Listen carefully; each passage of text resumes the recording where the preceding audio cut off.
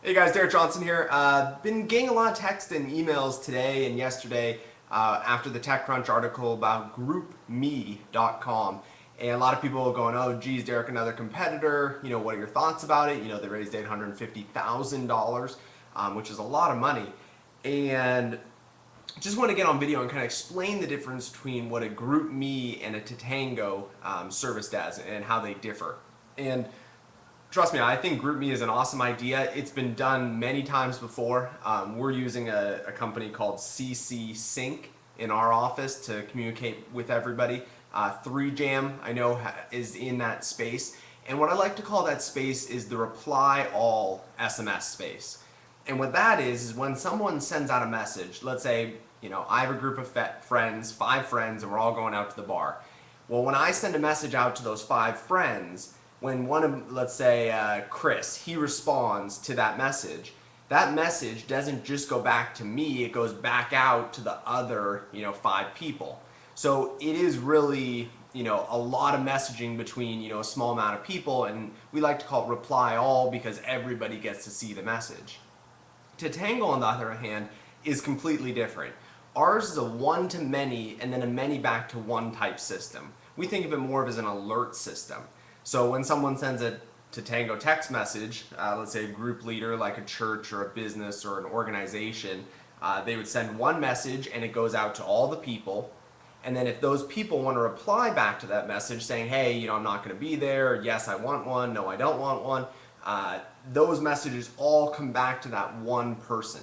It's very centralized, the communication. There's a huge need for the reply all messaging though. We use, CC Sync, which is another reply all messaging company in the Tatango office. We love it for organizing meetings, getting everybody on the right page, telling them about alerts and things like that. And then there's a need for Tatango where, it's a larger group and more of an alert system. What we found though is usually we used to have a reply all feature on the website. We actually pulled it because the feature really didn't fit with, within our scope of our website. And what we found is usually there's too much noise in the reply all space. If you get anywhere between like 7 and 14 people or anywhere greater than that, too many people talking to too many people. We tried it with a few fraternities, a few sororities. They had like 30 people, and 30 people all replying back and forth to each other, just became a huge mess. So we decided, not to go that route. We went more with, the groups that are, I'd say, our average group size is anywhere from 30 to, 10,000, with average being about 70. There's no way that a GroupMe could handle 70 people. Another difference too is that we use a short code, which is a registered marketing number that's registered through the short code administration and the cell phone carriers. We go through audits. It's a very formalized process. GroupMe, on the other hand, at least from what I'm seeing, they're using a long code or just a phone number, which is, they really aren't regulated. And they're not supposed to be sending marketing messages through a long code either.